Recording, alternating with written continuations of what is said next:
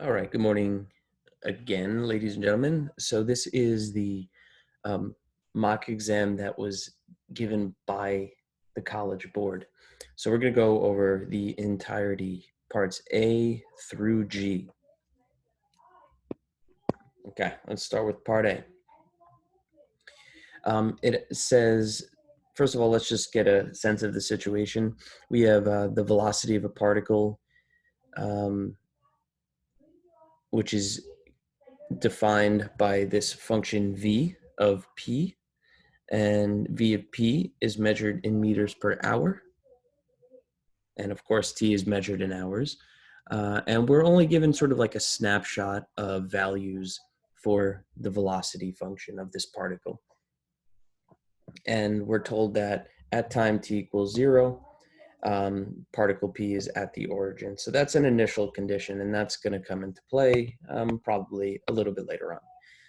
All right, part A says justify why there must be one time on this interval at which v prime of p of t, in other words, the acceleration of this particle, must equal 0. And so we're focused, for this problem part A, we're focused just on this interval. And you'll notice that at the endpoints of this interval, the velocities are the same.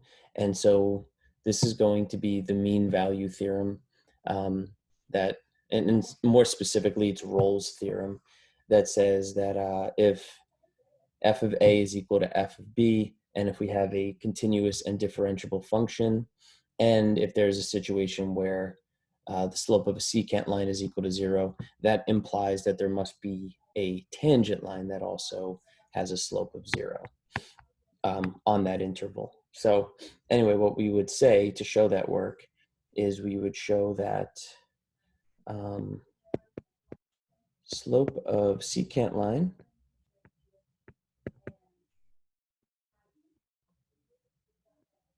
from x equals 0.3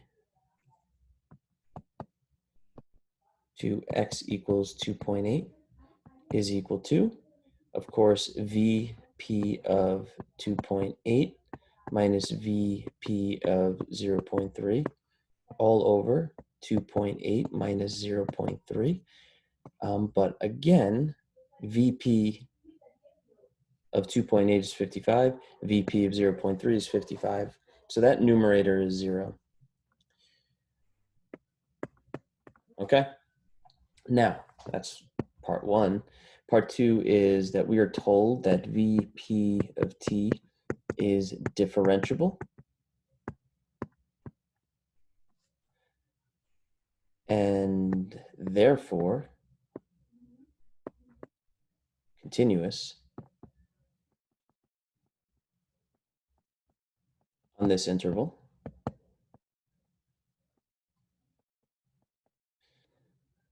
Let's just kind of make sure that that is the case.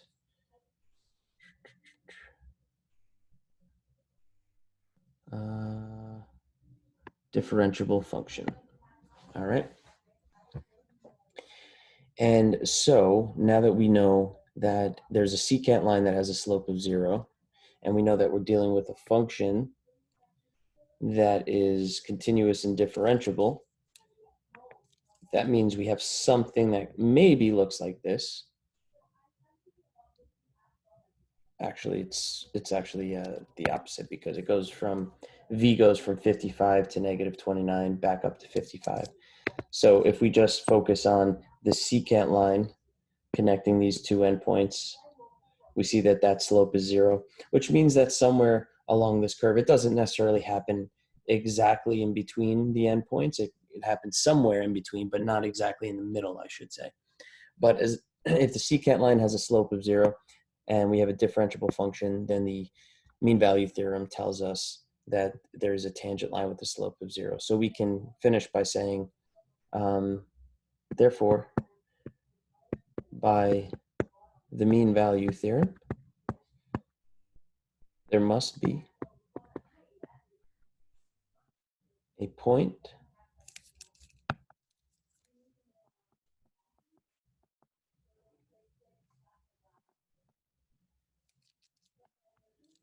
between 0.3 and 2.8. Let's say t equals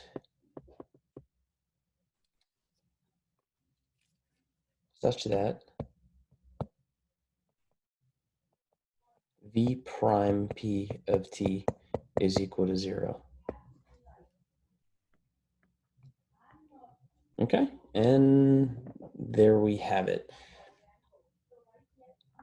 And that's that. That's all you would need to say. You, again, justify that there's a slope with a secant with a slope of 0. Justify that the function you're working with is both continuous and differentiable over the entire interval, and then state the mean value theorem. Cool. Part B. Here we have a trapezoidal sum. They tell you the subintervals to work with. Here's one, here's another, here's another, here's another. Actually, no, they don't want you to use that last piece. So just these three subintervals, and they want you to approximate the value of this integral. So nothing too crazy here. I'm going to just kind of sketch the curve just so you get a sense of exactly what happens when we do a trapezoidal approximation. So 0, 0, 0.355, 0, 0, 0.355. Then I know the next number is negative. Then the next value is positive. And that's it. Those are the subintervals we're using. But let's go ahead and draw the trapezoids. So the way the trapezoidal approximation works is we go to each endpoint and we connect the endpoint with a vertical line that touches the curve. So let's just say that, let's say that the curve looks something like this. And really, who the heck knows? All we know is that the curve is continuous and differentiable. But over this interval, the trapezoidal curve, the first picture would look like this. The second one is kind of strange. It kind of looks like this.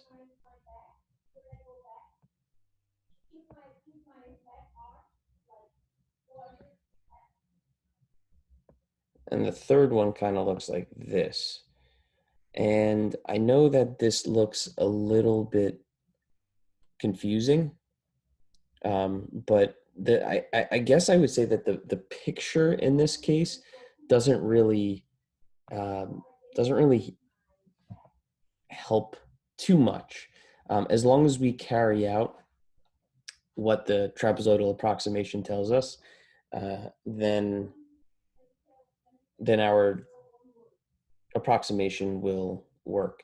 And here's what I mean by that. So the picture doesn't really help. Maybe it even confuses the situation. But we're starting with a lower bound of 0 and an upper bound of, I believe, 2.8. And we're trying to find the area under the curve of v p of t dt. And we're going to approximate using a trapezoidal approximation, of course. So all that means is for each subinterval, we need to find base 1, we need to find base 2, sum those together, multiply by the height, and then divide those by 2. So the first term in your trapezoidal approximation, I'll write it out in terms of the function. So we need Vp of 0 plus Vp of 0.3. So that's base 1 plus base 2 times the height. That's dx here, which is 0.3. And then divide that by 2. That's the first term. Let's do the second term. Second term is Vp 0.3 plus VP of, I don't remember what that, 1.7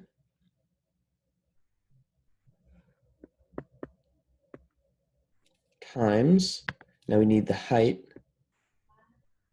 which will be this dx. So that's 1.7 minus 0.3, which is 1.4. And of course, divide by 2. That's the second term. Plus, now the last term, VP of 1.7 plus VP of 2.8 times the height, which is 1.1, divided by 2. All right, I'm going to take a moment. Actually, now let's just fill in the values.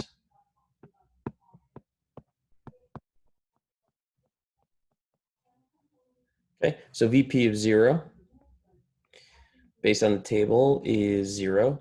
VP of 0.3 is 55. So we have 0, 55, negative 29, and 55. So let's just fill in those values where they are present.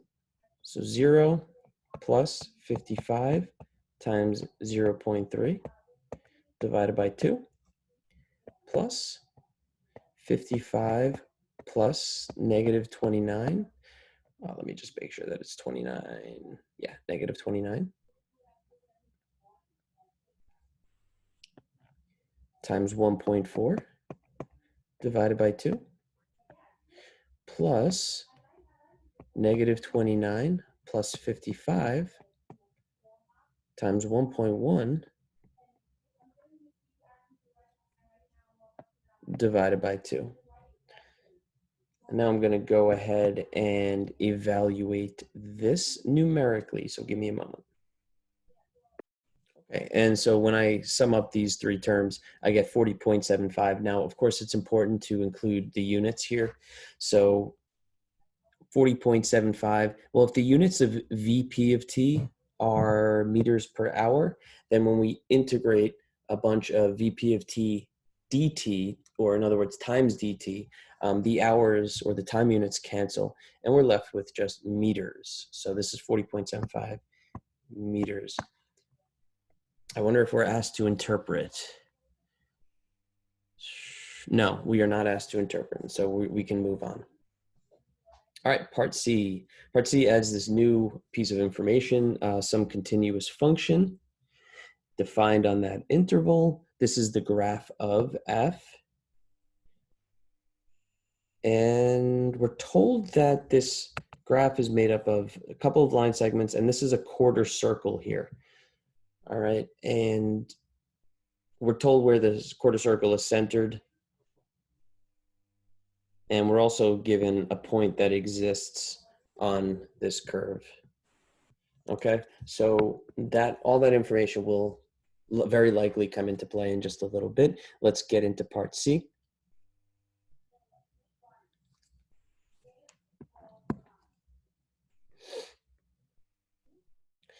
So they tell you that the integral from negative 6 to 5 of f of x dx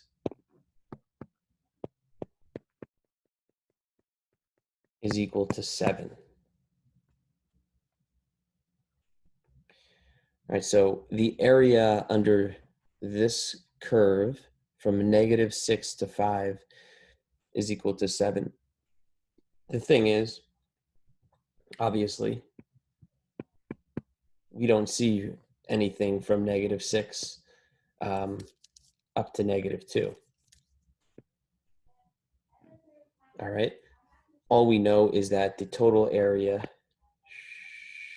is equal to, as they said, 7. We need to somehow use that information to determine the integral from negative 6 to negative 2 of f of x dx.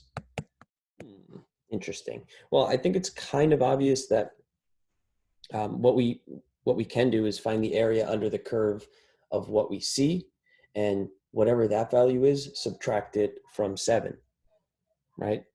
Because this integral from negative 6 to 5 of f of x dx can be written as the integral from -6 to -2 of f of x dx plus the integral from -2 to -5 of f of x dx. And in this situation, we're interested in this part of the equation.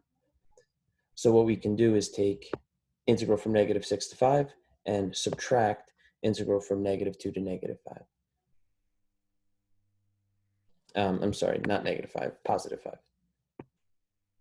Oops. Okay, and so that's the game plan. So let's go ahead, and we know that the left side is equal to 7.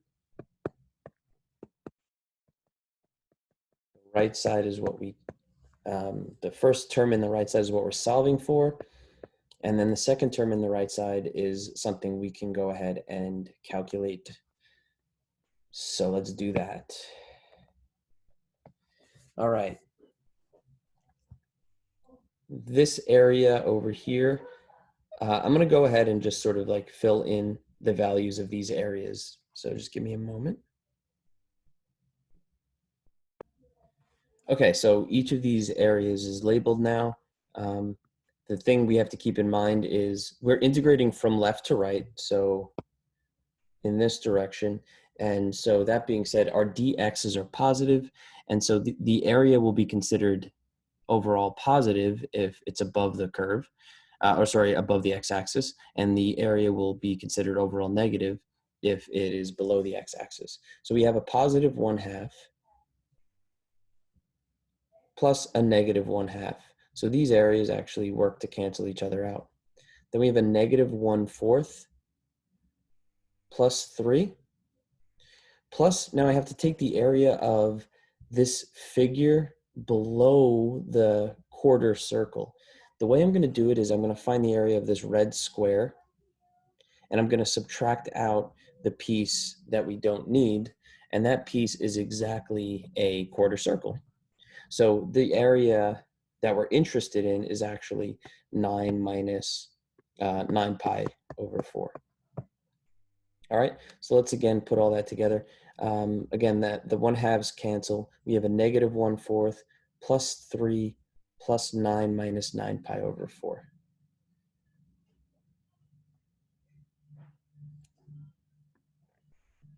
Negative 1/4 plus 3 plus 9 minus 9 pi over 4.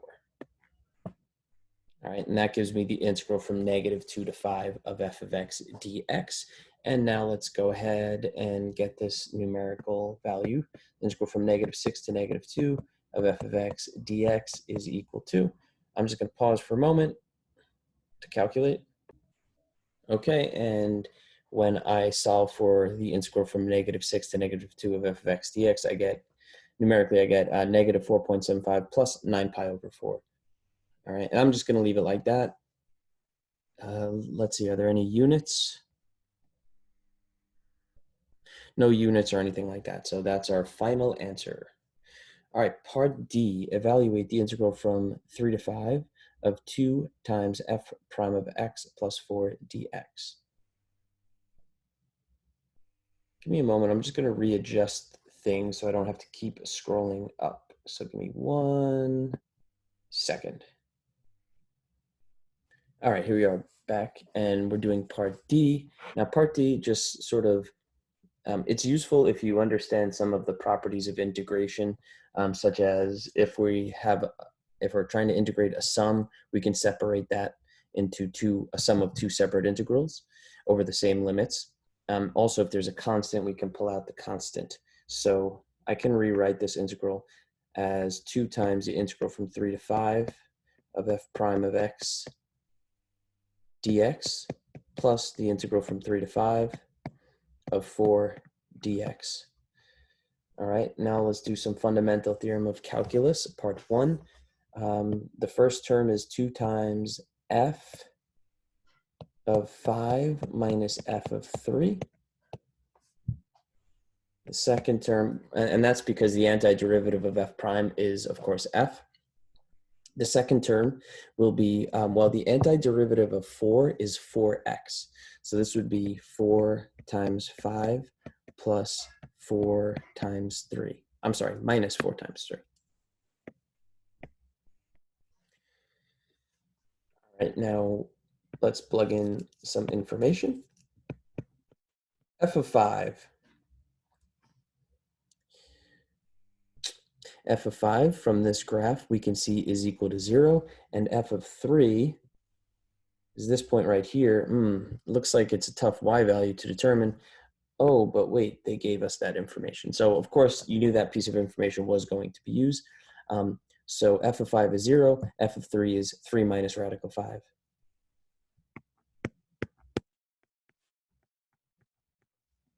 Plus 5 times 4 is 20, 4 times 3 is 12, 20 minus 12 is 8.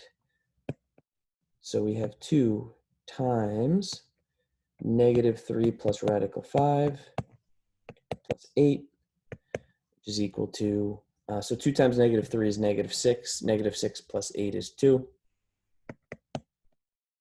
2 plus 2 radical 5. Boom. And that's part C, part D. All right, on to part E.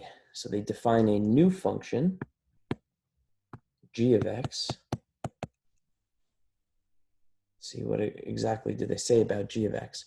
It is the integral from negative 2 to x of f of t dt.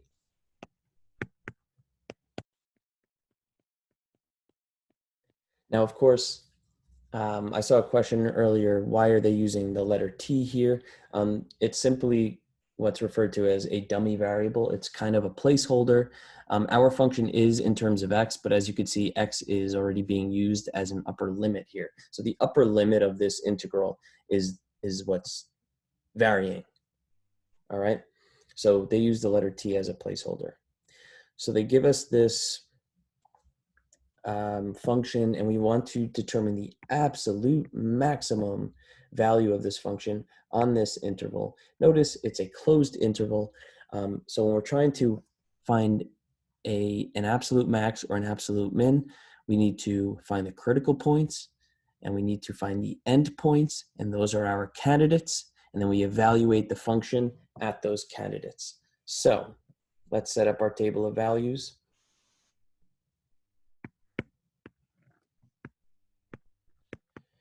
Okay, the possible candidates for absolute maximum will be negative 2 and 5.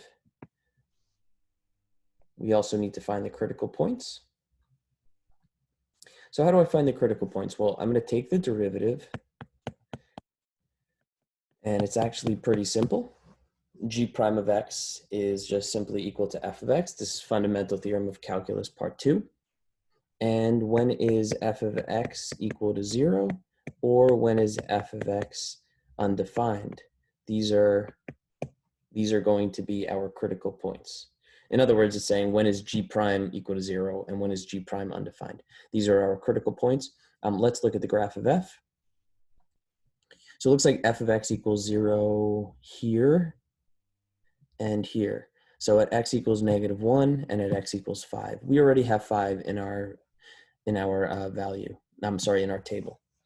F itself is never undefined, right? You might say, oh wait, here's a corner, here's a cusp. Yeah, that's great. That means f prime would not be defined at x equals 0 or at x equals 2, but f is defined, right? F of 0 is equal to negative 1. F of 2 is equal to 3. So these are not critical points for g prime. They would be critical points for f prime, but they are not critical points for g prime. All right, so the only additional point that we found was at x equals negative 1.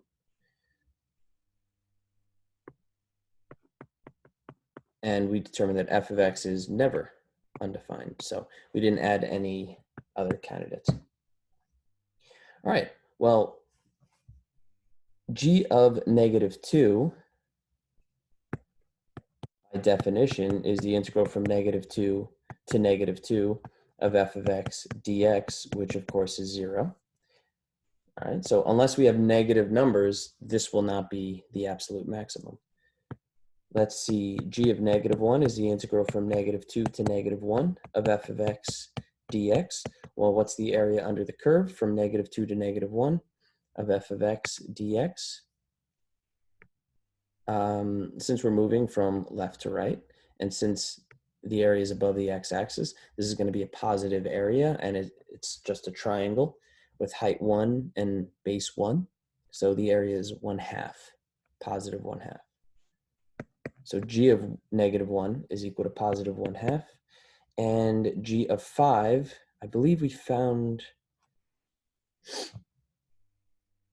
did we find that earlier? So from -2 to 5. Well, anyway, g of 5 is going to be equal to the integral from -2 to 5 of f of x dx. And I'm almost positive that is what we found way up here. Yeah, that integral is exactly this expression right here. So it's 12 minus 1/4 minus 9 pi over 4.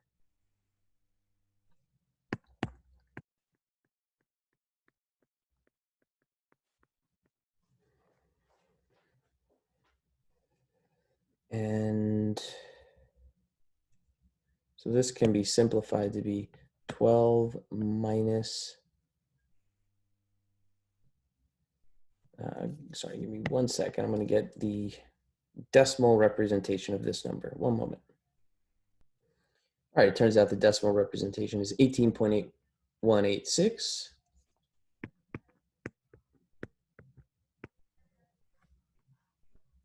And I think, yes, okay. And as you can see, g of 5 is the absolute maximum on that particular interval. All right, now that's part E. Let's do F and G. F looks scary, but we're just simply finding the limit as x approaches 1 of this expression. And the first thing you should always try when evaluating a limit is direct substitution. So if you apply direct substitution, this actually works out pretty simply. So we have 10 to the first power minus 3 times f prime of 1. Well, this is the graph of f. So f prime of 1 is just going to be the slope of this line right here. All right, so I'm going to take a moment and calculate the slope. All right, it turns out that that slope is just simply positive 2. I probably could have done that very quickly just by looking at it, but when you're in the middle of recording, sometimes your brain doesn't work. So anyway, f prime of 1 is equal to 2. Oops, yeah, that's right. We were doing this problem over here. So this is 3 times 2 over. Now I need f of 1. F of 1 is just 1. And then we subtract arctan of 1. So 10 to the first power, remember this is not 10 prime, it's just 10 to the first power. So we have 10 minus 6 in the numerator and 1 minus arctan of 1, which I'm going to use my calculator to evaluate, is around 0.7854. So 4 over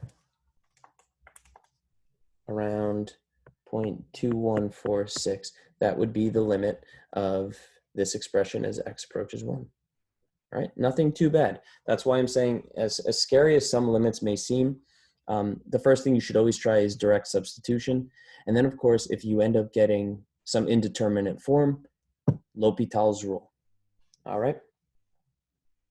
All right, moving on to part G, the last part of this marathon type question. So we want to know, we're given the same function as in part E, but we want to know is the rate of change in G increasing or decreasing. So the rate of change in G is G prime. And we want to know is G prime increasing or decreasing? Well, how do I know if G prime is increasing or decreasing? Well, G prime will be increasing if its derivative is positive. G prime will be decreasing if its derivative is negative. So really what I actually want to answer this question is to determine G double prime.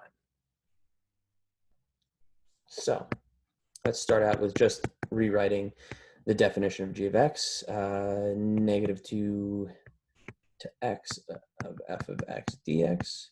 Let me make sure I have that right. Yeah. Oh yeah, technically I should use f of t dt. All right, now G prime of X, fundamental theorem of calculus tells us that G prime of X is simply equal to f of X. All right, we want to know, is G prime of X increasing or decreasing? Well, in order to determine that, I need to find the derivative of G prime, which of course is f prime of X. And is f prime positive or negative when x equals what value? When t equals 1.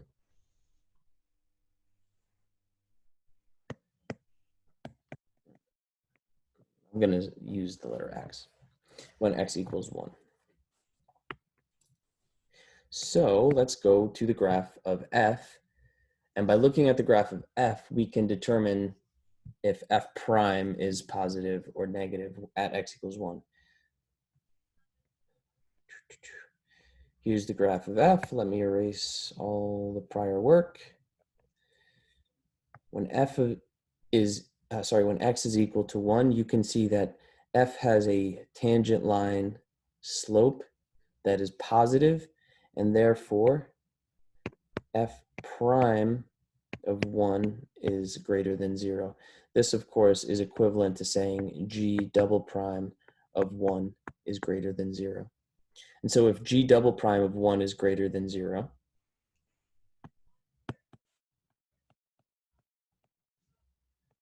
that implies that g prime of 1 is, or I should say g prime of x at x equals 1 is increasing. There you have it. As simple as that. It's just an analysis of derivatives, of course. In this case, we did need the second derivative because we were trying to answer the question, is G prime increasing or decreasing at a certain point? So we needed to find the derivative of G prime and check to see that the derivative of G prime is positive or negative. Turns out it's positive, and therefore G prime is increasing at that point. All right, there you have it. That is A through G of this problem. One thing I wanted to point out to you regarding this. So notice down here, they didn't give you a mock question 2, but they do say that you're encouraged to practice both FRQ4 and FRQ6 from last year's exam in order to practice in a question 2 type problem. So please make sure to do that in your studies today. All right, ladies and gentlemen, that's all. Take care. Bye.